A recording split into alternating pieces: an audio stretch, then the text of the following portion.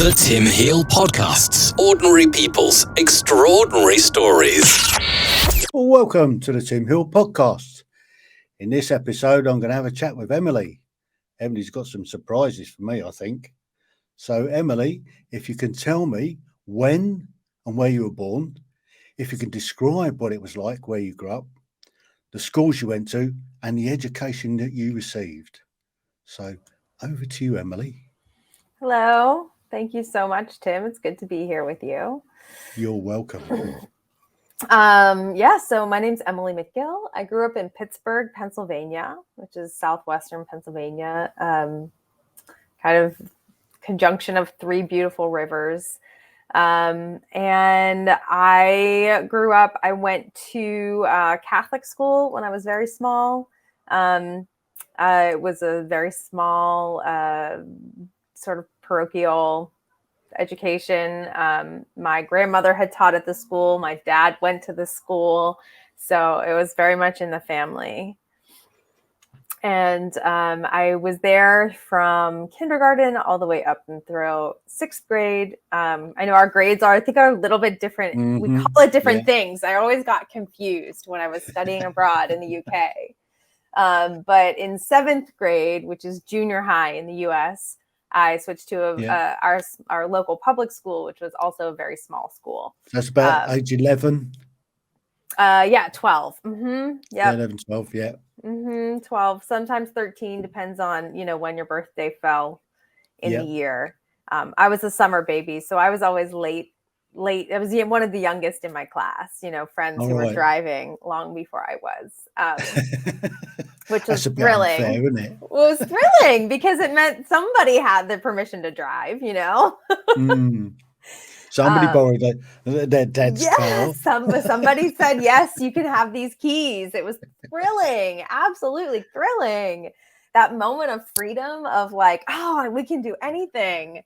Yeah. I mean, really, we usually just like for the weekend. No, but I was going to say, really, we just went to Starbucks. That was all we were doing. We weren't going crazy. It was just going to get Starbucks. But it was so exciting that, someone was able to get us place to place. Yeah, absolutely. Yeah. All through that time, I was also in dancing school and theater school. My parents put me in dancing school when I was 3. And so I did that for a long time. And then we found theater as a family. So we started taking acting lessons and voice lessons. And so a lot of my schooling, while I was going to, like I said, a pretty regular, traditional sort of public school in the US for junior high and high school, I was still, taking classes at the conservatory nights and weekends. We were doing, we were rehearsing musicals and performing in shows with the conservatory. So as much as I was getting that super traditional education, I was also getting this really awesome arts education at the same time. So the arts education that you were getting then, was it just concentrating on musicals or was it theatre as well? It was musical theatre. An actor? It was musical theater, it was never really, we would in acting class, work on scene work and things like that. Yeah. But it was really more about the musicals. And it wasn't until much later in my life that I came to have a profound appreciation for plays and how almost musical and lyrical a play even can be. Yeah. But in my early years, it was all about the musicals. Yeah, I'll put my hand up now. I love musical theatre. I love the theatre. Yes. I love plays. Yes. When I was in London, I've been to dozens of plays. I went to see Half a Sixpence with Charlie Stampin about 6 times. That's awesome. It's brilliant. So I love that. So what were you doing during the school at time? Did you obviously put on some plays or some musicals? So what was the first musical you did? So I was also kind of lucky because my high school was very small. We still did a musical. So I had the chance to do shows in my high school and then also at the conservatory where I was studying, where it was like a lot of kids all sort of from different schools across the city. And so the first show I actually did was at my high school, and it was a musical called Barnum, which is the story of P.T. Barnum. Oh, Of yeah, Barnum no, and P.T. Bailey Barnum. Circus. Yeah. Yeah. So I was a tumbling clown. Mostly I just did like cartwheels across the stage, really. My friends and I didn't have, this was like before I had really started in earnest into the singing and acting lessons. So I wasn't as comfortable opening my mouth on the stage as I was dancing, because I'd been doing that for a long time. Yeah. But then, slowly but surely I got there and I got more comfortable with it. And now it's hard to shut me up. So. So, first one, P.T. Barnum. Mm-hmm. That's a great play. They turned that into a film as well. The Greatest Showman is definitely inspired by it. Yeah, but it's fun because this is like a totally different musical. That was written. It must have been written in the 70s because it was first produced on Broadway in the early 80s. Glenn Close was the star when it was on Broadway, like way back in the day. So, brilliant. Yeah. So that was the first one. So that's how you started out as a performing clown. Mm-hmm. Yeah. that was your first sort of live performance. That was my first live on stage role in a show that had a plot to it. Yeah. Yeah. Before that, it was just like dance recitals. Yeah. Show us at the end of the year what you've done all year. So the high school then. Mm-hmm. It was a high school or junior high. It was both because it was such a small school. So they had grades 7 through 12, which is, the whole of your sort of adolescence years in school, in required school, at least in the US. So we were all 6 grades were in one school because it was so small. So they must have been able to put on, these were like extracurricular or extra out of normal curriculum. Yep. We had lots that people that wanted to go and do it could go and join the after school club. That's what I was looking at. Yep. We had lots of different things. I was pretty involved in like our student council. I was hugely involved in the chorus and the marching band. I was on the dance team. I was not in the band. I couldn't read music, despite the fact that I can like figure out which note is which, but it takes me time. I can't just read music the way someone who plays an instrument could. Yeah. So it was really funny when I became the drum major of the marching band and couldn't read music, but they needed someone with leadership quality, and that I had. I could do that. I could keep time. I was a tap dancer. I can conduct, you know. I just couldn't read the music. I didn't know if they were playing their parts right or not. I left that to the section leaders. I was ready to delegate that part. Absolutely. You make sure they know what they're doing and then report into me and we'll be good. Because drum majors in American marching bands are a little bit different to the drum majors in a military band in the British Army. Yep, I bet. Yeah. I bet. Well, so talking of military bands and marching bands, my last job in the army was I was a welfare officer for London Central Garrison, and I looked after the 5 foot guards bands as well as the incremental company of foot guards. So I got to know the drum majors very well. In fact, I worked with one of the drum majors for sort of 5 years. Wow. So and there was always an opportunity to go out and watch a guard mount and watch you getting dressed up in all these state kit. I bet it was so cool to see all the pageantry of it.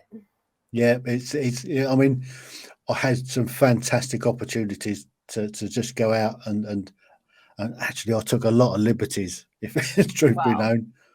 I mean, I looked after the minor royals on the Queen's birthday parade in the General's office, so that was fun.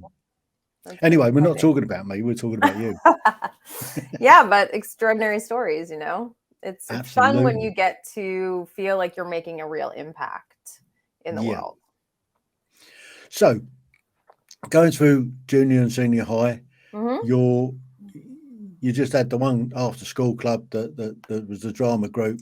Well, yeah, but I had the drama group outside of school. I had the drama group at school. I was, like I said, I was involved with the band, the chorus, on student council.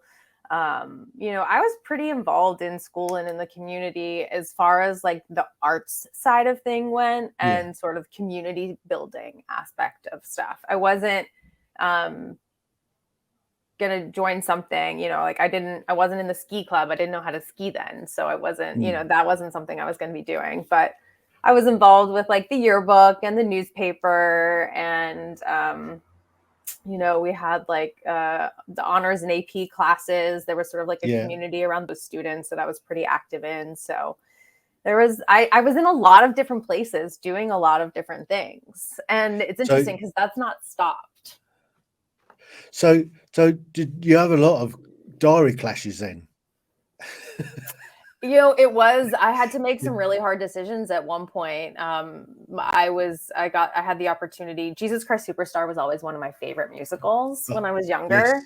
And I always wanted to be in it. And my junior year of high school, I was on the dance team of the marching band, and I got cast in Jesus Christ Superstar, and it was impossible to do both. I could not do both. I had to make a decision. So which did you pick then? I quit marching band and I went and did Jesus Christ Superstar because I didn't know if I'd get to do that again. And I knew I would get to go back to finish marching band my senior year. And I got to finish marching band my junior year. I went on the trip with them in the spring, and, I was part of it still, but I had to step back, like you said, in that moment because of the conflicts of time. So what role did you get? Oh, I was in the ensemble. I was always in the ensemble. Always. You didn't get a lead then? No, only if my high school, I got leads, which is why I still participated there, because it was important to me to get to also sort of grow and stretch. And I wasn't getting that opportunity at my theater school because there were so many talented kids there. Yeah. So it was the outside one that they did Jesus Christ. Yes. Mm-hmm. They did Jesus Christ Superstar at my theater at the conservatory. Yeah. So did they put on just one big show a year, or did they have two? We did two at the conservatory. There was usually a fall and a spring, and then there was a summer program. And depending on the size of the summer program, more kids participated in the summers. They would oftentimes do two teen shows in the summer because it was such a large group. And then at my high school, we only did one. That's during the summer holidays. Yeah, there was like a 3 or 4 week summer intensive at the conservatory that you could go and take class from like 9 to 5 every day. And we would rehearse a show in the afternoons, and it was a lot of fun. Yeah, I can imagine. Mm-hmm. So you're doing like two shows, one in the fall, one in the spring, and then you're at summer school with the conservatory. Mm-hmm. And then what were you doing at school? What was the after school club there? I mean, that was also the musical at school. I was doing chorus. Fortunately, chorus and band were classes during the day, so it didn't take additional time after school.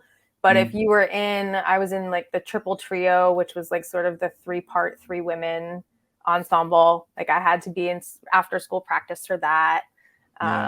We would have marching band practice was during the day, but then the whole band with the dance team and the majorettes and the flag team and everything would gather, and we would have those practices. And so there was a lot happening. I was in a lot of different places.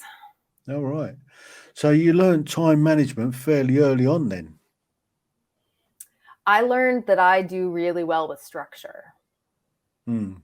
Really well with structure. If I have places I need to be and things I need to do, and like I'm being kept busy in a really specific way, it's easier for me to get more done. So you work well under pressure. I do work well under pressure. Which is it's sometimes troubling because it's like, well, then I feel like I invite pressure because I'm like, I do better, but trying just to move away from that a little bit. Brilliant. So you go through school, you got to your senior year in high school. What happened in your senior year? Did you pass out with honours? And did you go on to college, university after? Yes. So I always knew where I was going for my freshman year of college. I didn't have a choice. I was going to Duquesne University in Pittsburgh. They had a program in the 80s called Tuition Futures. And so my parents actually took out a loan and paid for my 4 years of college in 1986 or something like that. And the deal was you bought in at that point in time. And whenever the student came to school, it was paid for. And I had to do 30 credits and then I could go wherever I wanted. And Duquesne would pay up to Duquesne's tuition at any other school. And I think they pretty quickly realized in the 80s that they were going to be losing a fortune on this. So they quit doing it by the time my brother, who's 2 years younger than me, was around. That it wasn't an option anymore. But I knew that that's where I was going for a year. I also knew that I wanted to study musical theater. That's what I wanted to go to school for. And there was a school in Pittsburgh that I wanted to go to, Point Park. And so I was like, all right, well, I'll just go to Duquesne, take as many academic courses as I can, get everything I need to get done as far as those go. And then I can, when I get to Point Park, I'll finish any other requirements and then just get to take all of my dancing and singing and acting classes. And so that's exactly what I did. That worked out. Yeah. And, my freshman year at Duquesne, I had like cross-registered. So I was able to take dance classes at Point Park and I would walk down and do that. And so it was nice. I had this sort of in-between of from like a really school-focused thing with trying to do the theater stuff on top of it to then like pretty school focused just to get the school stuff done. And then I really got to focus on theater, which also then became an opportunity to focus on socializing and community building and just like having connection in that way, which was really cool. Fantastic. So that worked well then. So you spent the first year doing all the academic stuff out of the way. And then you had 3 years of dance. Yeah, kind of. Theater. Yeah. I spent a semester studying abroad in London. I did a semester at Regent's College in Regent's Park. So we lived right in the park, which was amazing. The Queen's Rose Gardens were out the door. I mean, it was wild.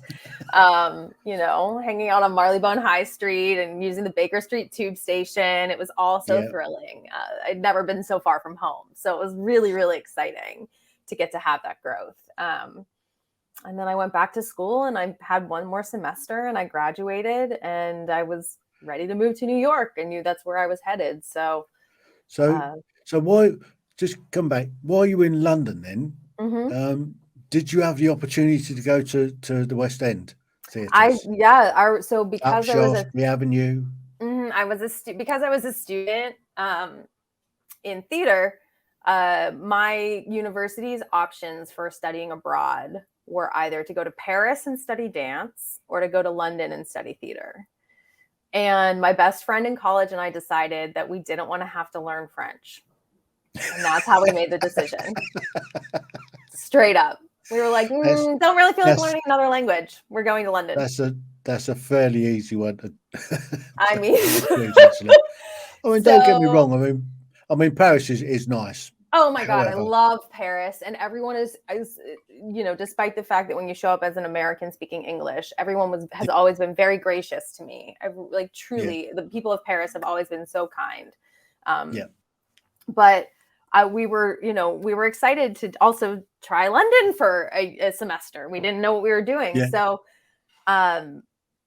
we had 2 classes that were specifically theater classes. And as part of them, we got to go see shows. So one was a straight play class.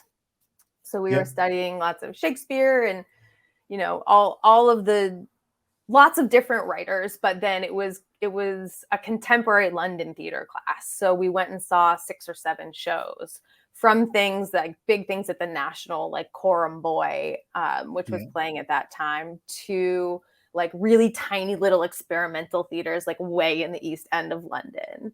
So it was cool because we got this like really dynamic visual of what was on offer at that point in time. And then the other class was a musical theater class. And we saw, again, like 6 or 7 shows for that one. Mostly West End, but not all. But, we got to do Mary Poppins and Billy Elliot and Caroline or Change. I know those 3 were for class. But then we were in London, so we were theater nerds. Yeah. So we would just like try and get tickets and tickets were so much less expensive there than they were here. The TKTS booth in Leicester Square, you could get a ticket to a West End show for like £25. Yeah. Granted, the exchange rate at the time was double, so it was $50. So it really wasn't all that different, but it felt good. Yeah, but on the day, I mean, you get real bargains on the day. I mean, when they haven't sold out, and boom, you're in there. And so we saw closing night of Sunday in the Park with George. That was the first thing I saw when I got to London, like the night or 2 after I got there. That was closing, and we went and saw the show, the final performance. I got to see Evita, which I had never seen, and I loved at that time. I got to see that. We went to that on Thanksgiving Day. I mean, Thanksgiving means nothing in the UK, but to us Americans, we went out and we had a nice Italian dinner. And then my friends and I sat in the last row of the theater, and it was just so cool. We were like, look, here we are going to the theater whenever we want. Brilliant. It was really, really special. And we lived, because we were in Regent's Park, we were pretty close to Camden Town. So it was fun to go over there and sort of explore that neighborhood and the markets and everything over there. And we had a really, really fun time. So what was the best show you saw in London?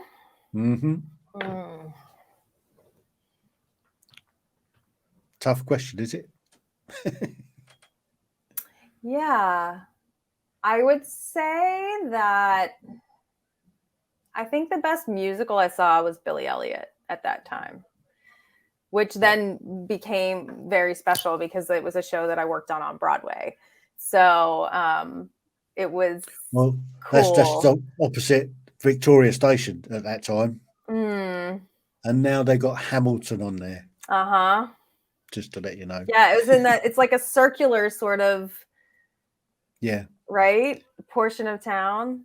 Or there's like a traffic circle area there or something. I remember. Yeah, it's Victoria Station. So it was I mean I remember walking out of the tube station and like over to the theater. Like I can see it. So it definitely made an impact on me. And I think there were 2 plays at the National that I really loved. One was Coram Boy. It was like so effed up and really moving, and I really loved it. It like made an impression. And the other was probably thoroughly boring, but also like fascinating. Galileo was playing at that time, and so it was like this huge epic play. So with a beautiful set, and so that was like fun to do too. Did you go to the Old Vic? I think we did. They put on Shakespeare plays there. I think maybe it was the New Vic we went to. We saw Kevin Spacey in A Moon for the Misbegotten, which was fabulous. And then we learned about Kevin Spacey, so it was less fabulous. But we also saw something at the Globe. I don't remember what it was though. 2 Gents, maybe. Might have been 2 Gents. It's been a long time since I've like really thought about it though. Well, I like to provoke thought. Yeah, I love it. So I went to see As You Like It at the Old Vic. Now, I've grown up speaking English all my life. They might as well have been speaking Swahili because I couldn't understand a word of it. Mm-hmm. Yeah. It just went above my head. I mean, old English is Yeah. proper Shakespeare, and what made it harder, they were doing it as a contemporary. Mm. And I just didn't get it. Yeah. But there you go. That's me and Shakespeare. Right. And you're like, okay, in one ear and out the other. So you had a semester in London, and then you Mm-hmm. went back to finish off your last year in college, university. Mm-hmm. Yep. Yeah, and I was doing some shows at the theater company, my conservatory. At that point, I was doing some of their professional shows. So I did a couple with them and moved to New York that summer. I knew I was coming here. So a lot of my friends from school several of us came to New York together. And I moved to the city. I started auditioning when I first moved to New York because during college university came to understand that I knew I didn't want to be a performer in my life, but I wanted to have a career in the theater, but I didn't want to be on stage. I was never the one that was cast, right? Like when you were asking, like, who were you? Like you weren't one of the stars, you were in the ensemble. I was always in the ensemble unless I was not in the show at all. And so you never craved the limelight. Oh, I absolutely craved it, but I never received adulation. I craved it, but I didn't receive it. All right. Right? It was a thing that I wanted, but I wasn't going to get. And if I wasn't getting it on a small scale in Pittsburgh, I was certainly not going to be getting it swimming with the sharks in New York. Yeah. So how do I become involved in this business, in this industry? I don't know. But so for a year I auditioned because I had to do it. And then I started getting internships in different offices. I interned in a Broadway producer's office. I learned about casting during that as well. I worked in a general manager's office, company managers. I worked with press agents. I was the assistant to a star and a producer. I started getting little bits and pieces of, there's an entire industry that exists beyond the stage, beyond what you see when you walk in the building. And I started to learn that there could be a space for me in there, and began applying to any and every job that seemed like it was remotely interesting, while knowing that my degree is in singing, dancing, and acting. Right? Like I have a bachelor's in theater arts. From it's not, and there's no communications degree, there's no business degree, there's none of that. Sort of something that you would see as like a useful, quote unquote useful, right? If you're in my mother's opinion sometimes, but you've gone through 4 years of college to get a degree that then you're not going to use. Correct. But it's giving you that grounding in knowing how stuff happens in the theatre, the behind the scenes stuff. I knew a lot of how that happened. No, because I didn't get an opportunity to make theater when I was in college, at my college. Again, I was not cast in anything. I was not the person that was being recognized. So I was constantly sort of like falling through the cracks and wanting to be seen, but not getting, like I said, not receiving that sort of validation and that acknowledgement. Yeah. So it was, how do I stay involved in this in a way that both allows me to succeed and helps the people I love around me succeed? Because I see a lot of people that I know have talent, and if I can help be part of creating jobs and opportunities for them, I wanted to be doing that. Okay. So you went through from sort of job to job. Were these like just short-term contracts where they need like an agency staff to go in and help out for a short period of time, or they were more like like student internships, except I wasn't a student anymore. So I was just free labor going to work somewhere to learn. working at a restaurant or whatever to pay my bills, but then, going into an office a few days a week. So by the time I was 25, yes, I was looking for a full-time job. So I was like, I can't keep interning. I need something more stable. And I ended up getting a job in one of the Broadway PR offices as their receptionist and learning about what the PR office does for a Broadway show. Because it's not just about, media relations and placing stories. There's so much that happens. So I started getting to, learn the ropes and see about how things were taken care of, and slowly but surely got my footing in that role. And then a position opened up within the office. Someone was leaving. And so I was able to then get assigned to a specific set of shows. And so at that time, actually, Billy Elliot was one of the shows that I was assigned to work on. So it was really cool, like sort of full circle moment from coming from this place of knowing that I didn't want to be a performer, but seeing a show like Billy Elliot, which like gutted me the first time I saw it. I mean, as soon as Mom comes out and starts singing her letter, I like lost my mind. I couldn't stop sobbing. It was just so beautiful. And I was like, Elton John, why are you so good? But it was fabulous though. I really, really loved it. And so then to get to go back and revisit the show whenever I wanted to, because working on the show, and pre-COVID times, like you could just waltz into the theater if you worked at the theater, if you worked on the show. So I could go into the theater and stand in the back and just watch whenever I wanted to. Brilliant. So Billy Elliot, I mean, that's one of my favourites as well. Yeah. I think Half a Sixpence is right up there, but Billy Elliot was just as good. I really enjoyed Billy Elliot. And little story there. One of the lads that starred as Billy ended up being one of my guardsmen. Oh, really? Yeah. How about that? So he'd grown up being a singer and dancer. I love did it. Billy Elliot, got too old to carry on the role, and then joined the army as a guardsman. One of the Billy Elliots on Broadway who was one of the Tony Award winning originals, also went into the U.S. service, and was a serviceman here for several years. I think that's so beautiful. Also, Tom Holland, is that his name? The guy that's Spider-Man in the new Marvel series was a Billy Elliot when he was a kid. Brilliant. I love it. So you've now got your foot firmly in the door. You've worked on a few shows. Billy Elliot was one of your favourites, obviously.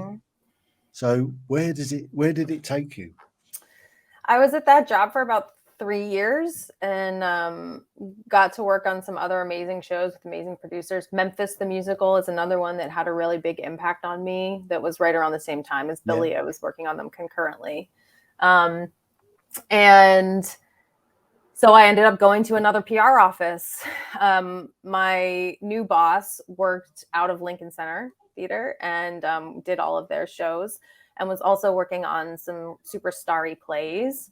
And so I was assigned to A Raisin in the Sun starring Denzel Washington, which was a really amazing experience. And that's actually the play that made me realize I love plays. Right. I was saying earlier that it was always musicals until I worked on A Raisin in the Sun. And I think that is all due to the director, Kenny Leon. He and I became very dear friends during that production. He was also nominated for a Tony Award for his work, and I was the press agent that was with him throughout his entire campaign. So when he won, it was a very exciting moment for both of us. Did you get to go up on the stage with him? I wasn't on the stage with him, but I was with him immediately after when he went to do all of his interviews in the winner's circle. So it was very, very fun experience. Brilliant. Yeah, but he really helped me understand that plays can also be musical, and that there is an opportunity to see the poetic, ability that a play can have without having to have music. Like, I don't have to be entertained in the same way.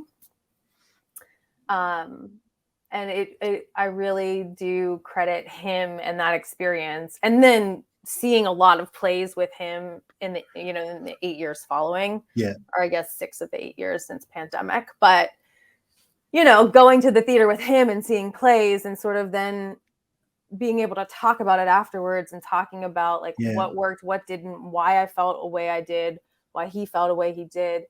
It really helped me understand how plays are constructed much more. So, it was a really, really powerful experience to work on that one. Do you not find that analysing a play in that way detracts from the enjoyment of watching it? I think it's a case-by-case basis.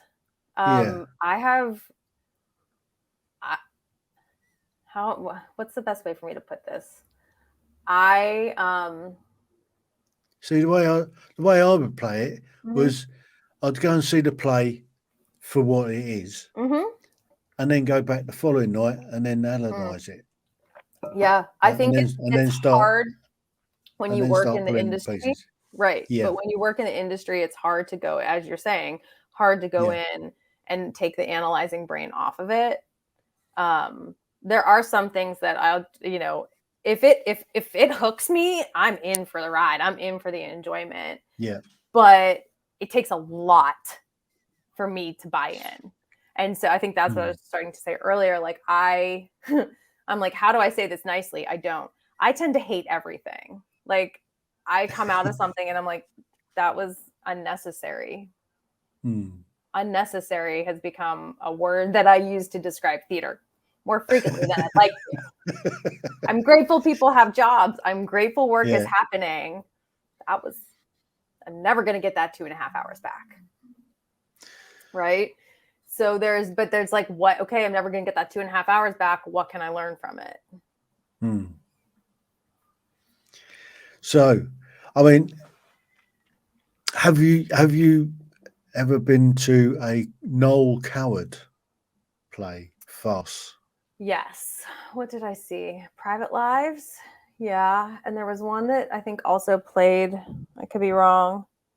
I feel like there was also one that played at the Music Box Theater, but I don't know. But yeah, I saw Private Lives when Kevin Kline did that. It's fine. It's of a different era. You know what I mean? Like, yeah. I mean, I love a farce. I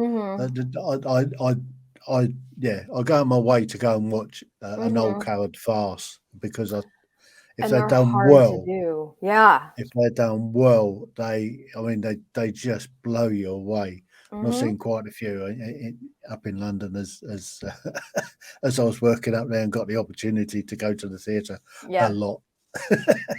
I love it. Yeah, we just did a fun holiday show here in New York called A Sherlock Carol. So it was a Christmas Carol mashed up with Sherlock Holmes.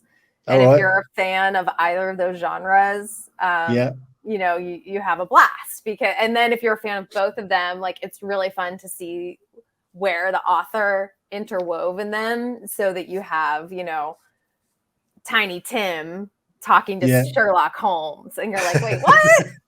And it's cool. It's fun. Yeah. So yeah, I think, like, the thing I'm realizing now is, like, the more playful it is, the more I think I'm going to enjoy it. Yeah. And don't get me wrong, we need to have heavy theater too to help us process stuff. Yeah. But we're trying to process so much trauma as a collective human race that I prefer the funny stuff. Oh, I do. I love a comedy. The playful stuff. I love a comedy. You can't beat a good comedy. So, the last 2 years, what has that been like? Because I mean, the theatre industry in this country has been decimated. Yeah, absolutely. Every time I see Sonia Freeman talking about something, she's like, "What are these people doing?" And it's And Andrew Lloyd Webber was like a one-man crusade. Yeah, and it's only just now starting to sort of come back slowly.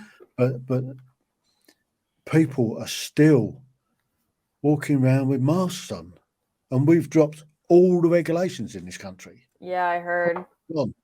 But over the last couple of years, the government has done a pretty good job of instilling fear into the population, and now they won't believe a word they say.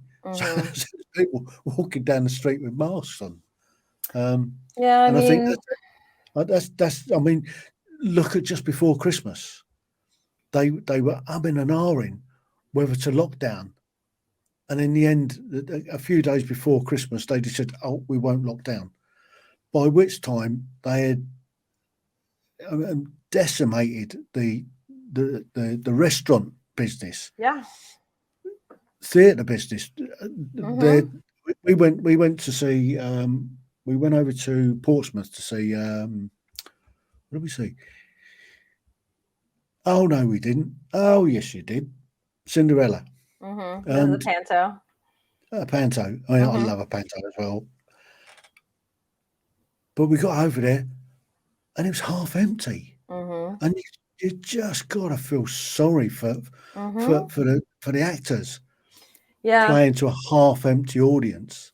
You know, I think there's a little bit of a different perspective here because masking is so required, and in order to get inside a venue in New York City, you have to show proof of vaccine and proof of ID, and you have to wear a mask.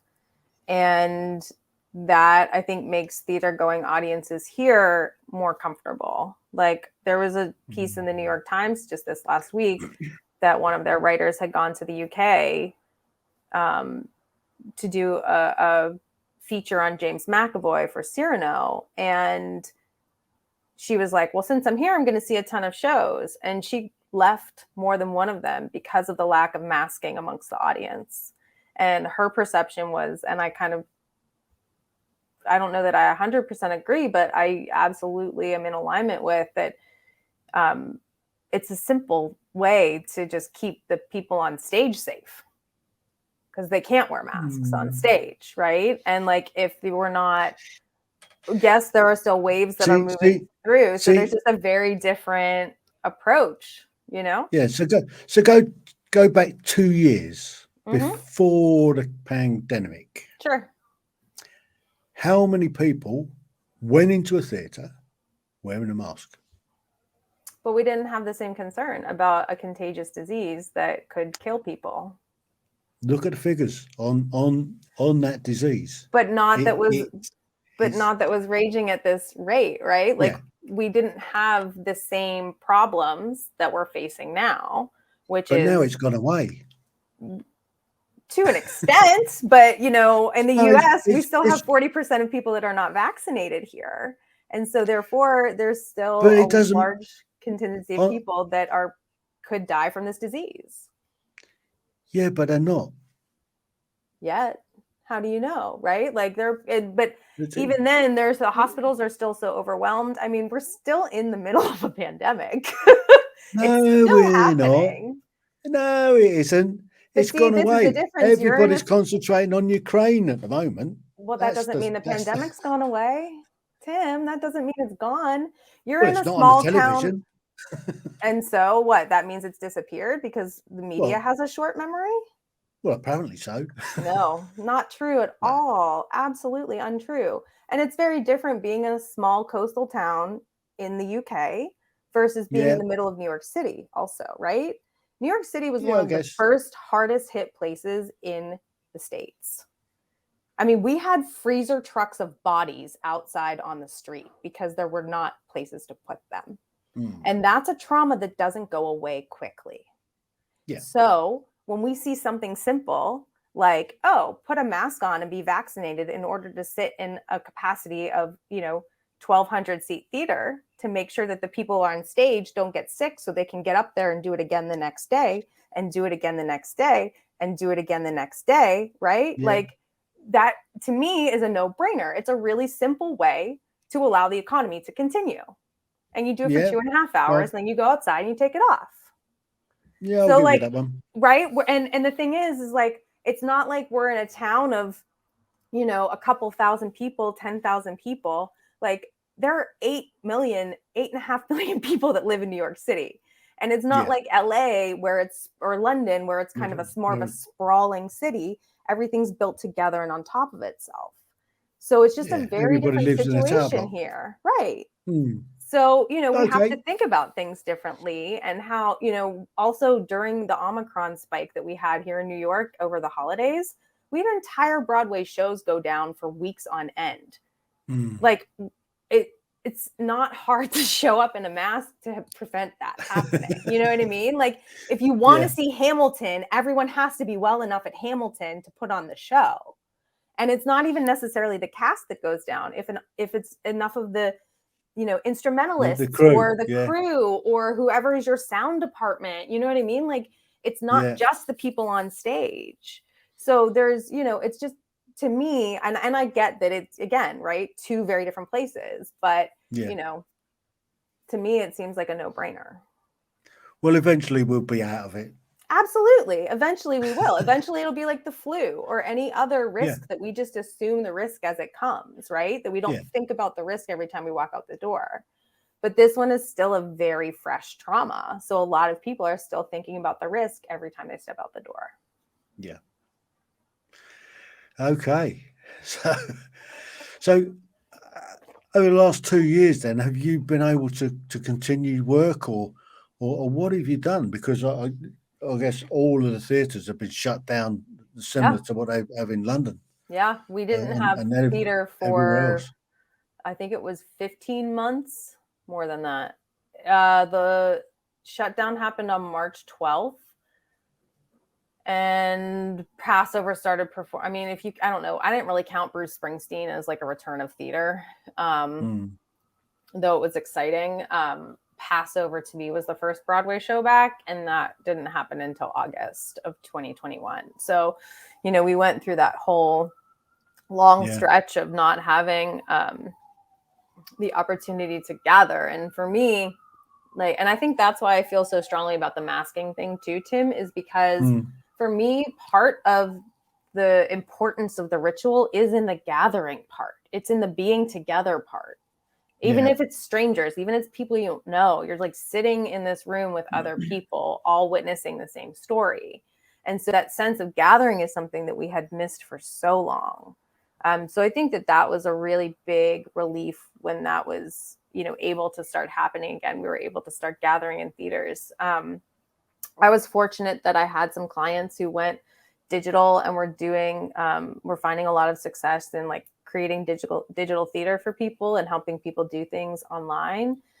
So I was very fortunate in being able to continue working with them. But the majority of my business completely dried up. There was no opportunity to do any kind of PR for a show. Everything was online. And, because everything was online, there was just such a glut of content and of people trying to cut through the clutter for attention for their content. So it was an uphill battle for quite some time in that aspect. But it also had, fortunately had given me the opportunity to reconsider where I sort of ended up. I found myself just before the pandemic hit having the best month financially to date in my business and being more miserable than I'd ever been in my life, thinking I was like choosing the life that I wanted to have.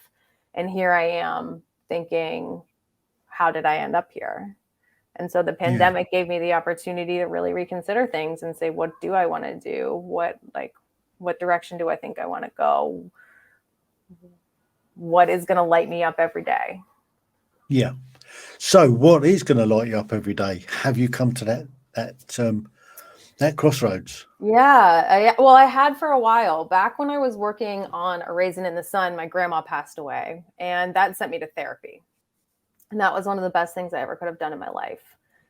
So for the past almost 8 years, I have been working with my therapist to detangle all sorts of different things that I have been carrying. And as part of that process, she introduced me to the tarot. and tarot cards. And that was has become something that I love and I use as a tool in my life every day to tap into the stuff that I hold within me. Because I believe that we all hold information in our hearts and our guts. Doesn't always make it up to our heads. And sometimes we need some help. Right? So some people are ruled by their heads. Yeah. Some are ruled by their hearts. Some and are there's ruled not by many that can other parts analyze of their the bodies too. But Yeah. we hold information within our hearts and our guts. There's sometimes stuff that we like know deeply within ourselves, but we haven't translated up to our heads yet. And so I like to say that tarot is like a physical or a visual representation of that information. It's like, I know this, and now like, how do I translate it to my head, to my mind? Yeah. The young people would say it's like texting myself a meme, right? So that's where you are now. So well, yeah, it's one of the places I am for sure. So you're still involved with the music business, the theatre business. I'm finding my own way forward. I am going to be going to Columbia University this year for a master's in clinical psychology and spirituality.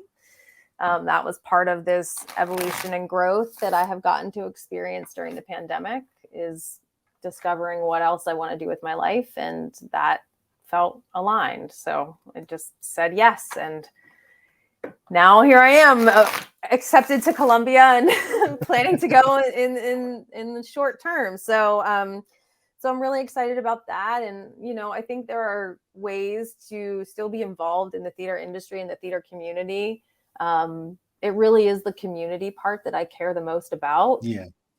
When I mentioned Passover, which was the first playback, and they did their very first performance, the production shut down 52nd Street between Broadway and 8th Avenue, and they threw a block party for their audience. Wow. To say welcome back. Yeah. And a pop-up dance party musical, a pop-up Broadway dance party that I am one of the co-founders of, Snob, Sunday Night on Broadway. We were hired to be the entertainment, and we DJ'd this block party. And to stand in the middle of that DJ booth, in the middle of the block, all these people dancing with abandon around, and like seeing the creative team standing up outside the theater, in the windows of the theater, dancing along too. And just like this sense of like relief and release that came in that moment, and the sense of gathering. Like, I realized that as much as I love what happens in the building, I care just as much, if not more, about what happens outside of the building. Wow. As far as like the making of the physical theater versus like the making of the theater community. And there was something really powerful in that for me. So I'm hoping to explore some of that with Columbia as well. Brilliant. Well, I can only wish you every success for that. Thank you. And hope you come out with much more enlightened. I'm sure it's just going to continue. The growth is just going to continue, right? Absolutely. Every day is a school day. Yes, it is. So we're going to do a quick reading?